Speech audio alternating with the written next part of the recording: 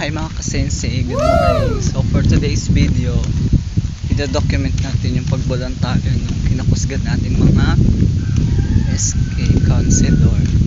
Wow! Fairness, anong ka-active nila guys? Wow! Ha? Kanang ano lang mo sa, bakit dalawa lang kayo? Alam mo? Sa ano lang, sa may bandang tawag gani, kanal. Kami? Oo, sige go. Kay para i-document natin. Nakabantay mo ako ninyo pag agi. Tas, Kamera din okay lang. Abang iski. Yun lang wa ko kay boss sa inyo SK.